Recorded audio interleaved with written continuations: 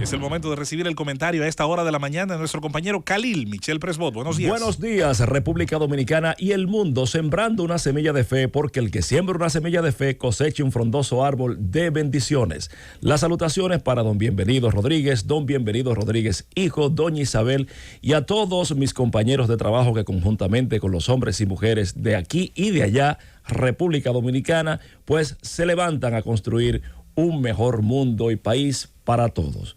Miren, señores, le tenía una deuda a Susana que le había prometido comentar sobre algo importante y sobre todo en ocasión de todo este berenjenal que se ha hecho con la parte migratoria, sobre el sistema que implica económicamente, socialmente y, por qué no, hasta estatalmente, el menester del albañil en República Dominicana con la diferenciación de la parte exterior.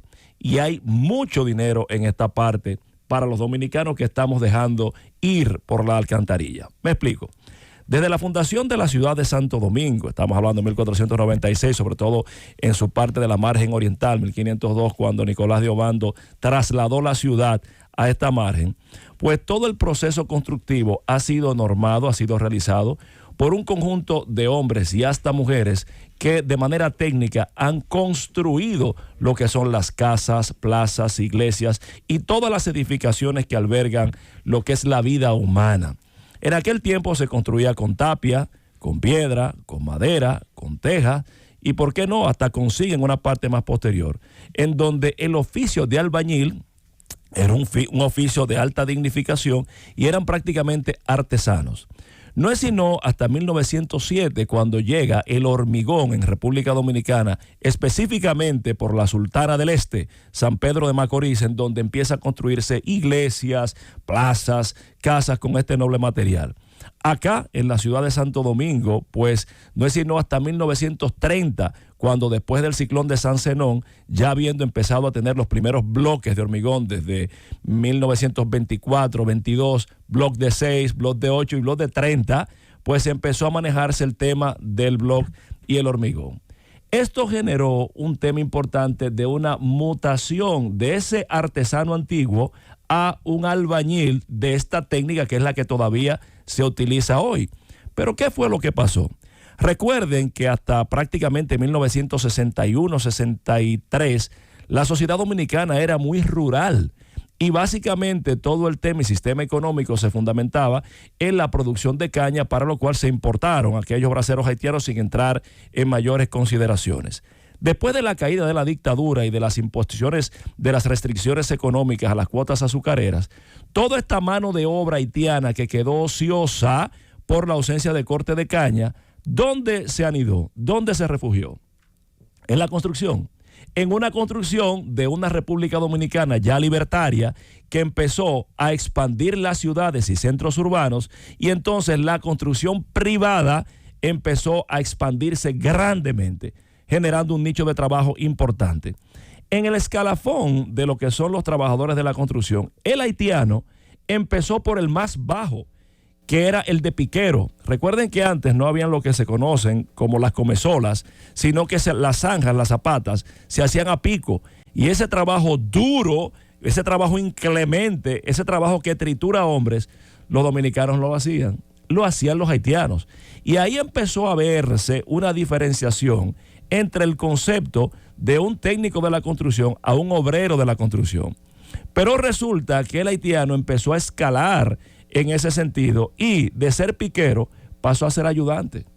La mayoría de trabajadores de hombres por la casa de la construcción empezaron a ser haitianos, pero de la parte de ayudante y por la casa pasaron a ser albañiles, desplazando a los dominicanos.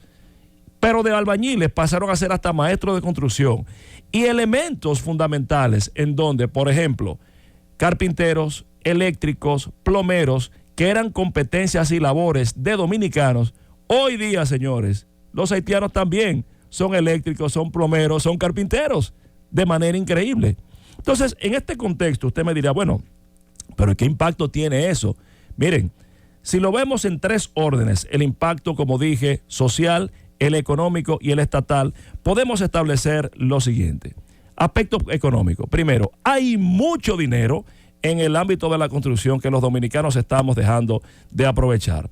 Para que tengan una idea, un albañil, que es el que pone blocks, por metro cuadrado, un metro cuadrado de block tiene 13 bloques, ¿verdad? Y al día un albañil te pone entre 150 y 130 bloques para ganarse el Jordán. Un albañil gana diariamente 1.800 pesos promedio al día de hoy. Anoten. Un terminador, que es el que acaba el pañete cuando se da el rústico en la pared, tanto interior como exterior, te gana 1.200 pesos, 1.500 pesos. Un ayudante, que es el que pasa bloque, el que prepara mezcla, el que está al lado del maestro que está poniendo los bloques, te gana 900 pesos. Pero un electricista te gana 2.300 pesos diarios. Y también un plomero 2.200. Si hiciéramos un cálculo de un albañil promedio de 150 bloques diarios, que en 23 días de trabajo ganando los 1.800 pesos que dije, ¿ustedes saben cuánto representa eso al mes? Son 41.400 pesos. Y yo les pregunto, ¿cuántos empleados que tienen maestría, que tienen profesión, que tienen grado, ganan 41.400 pesos? Yo estoy seguro que muy pocos. Entonces, eso sin contar horas extras, los ajustes, los días. Pero si ese mismo albañil que pudiera ser dominicano, decide escalar y prepararse y hacerse maestro, y entonces tiene un ajuste de una obrita media de 2.000 metros de piso colocado a un promedio de 500 pesos, como se coloca el metro. ¿Ustedes saben cuánto le genera eso a ese maestro? 1 millón de pesos, con una rentabilidad de un 35% más o menos, que son 350.000 pesos. Entonces, estamos hablando que ese dinero no lo estamos aprovechando los dominicanos. Pero veamos el aspecto social. Lamentablemente el tema del técnico de la construcción no se ve para el dominicano como tal y prefiere ese hombre joven, fornido, con cuerpo y fuerza para trabajar, prefiere asumir el motoconcho ganando tal vez menos que hacerse un técnico de construcción. No te lo hacen aquí, pero se van a España y te lo hacen allá. No te lo hacen aquí, pero se van a Estados Unidos y te lo hacen allá. Lo mismo en Canadá y en países desarrollados. Puerto Rico también, sin darse cuenta que hay muy buen dinero en esto, con el elemento conveniente que la construcción transversaliza lo que es la distribución de riquezas en una nación. Pero el aspecto estatal, señores, oigan este detalle para que tengan idea de lo que estamos hablando. Según el PIB del año 2020, el Producto Interno Bruto de República Dominicana fue de casi 79 billones en nuestro país. Según las estadísticas, el sector de la construcción, que fue el que más creció, estoy tomando el 2020 como referencia, fue de un 12% que establecería un 9.48 billones. Si el 30% de eso lo designamos por un tema métrico a lo que es el Distrito Nacional, estamos hablando que el ámbito de la construcción mueve en el Distrito Nacional aproximadamente 2.4 billones. Si el 35% de eso lo calculamos en mano de obra, que es más o menos la media en una construcción, tú estás hablando de más de 1 billón.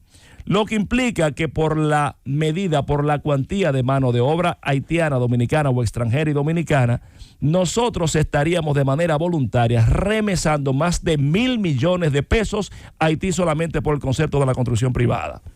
Eso es un escándalo, porque imagínense ustedes lo que serían 1.000 millones de pesos anuales rodando solamente en el Distrito Nacional. 1.000 millones que remese el distrito, no hablemos del resto del país. Entonces, eso es lo importante. Por eso, yo pienso que en el marco de las políticas públicas del gobierno del presidente Abinader, que ha generado niveles de capacitación a través del Infotep, sería oportuno, sería pertinente insertar la capacitación y sobre todo la proyección social en técnicos de la construcción para que los jóvenes de la parte alta de la capital y de todas las ciudades del país se capaciten como albañiles, como carpinteros, como electricistas. De hecho, en un acuerdo con la parte municipal, que es la que aprueba el uso del suelo, pudiera decir el Infotep, vamos a hacer un acuerdo en donde de esta planilla, el ayuntamiento que tú me emplees de estos muchachos que capacité, voy a diferirte a ti, promotor, a ti que eres el constructor, a ti que eres el desarrollador, voy a diferirte el pago de los impuestos municipales, a que en vez del principio de la obra me lo hagas al final. Eso es un incentivo. Voy a permitirte el bono altura para que tú puedas compensar lo que es la inclusión de estos dominicanos. Y con esto usted estaría insertando en un círculo virtuoso de crecimiento a toda la barriada, a toda la juventud que está ganándose su dinero y por vía de consecuencias no tendrían que irse a atracar, al motoconcho, a la banca, sino que estarían creciendo y haciendo crecer a nuestro país. Recordemos, como decía aquel adagio de aquel masón, que cuando el albañil trabaja, trabaja el país. Ahí se los dejo.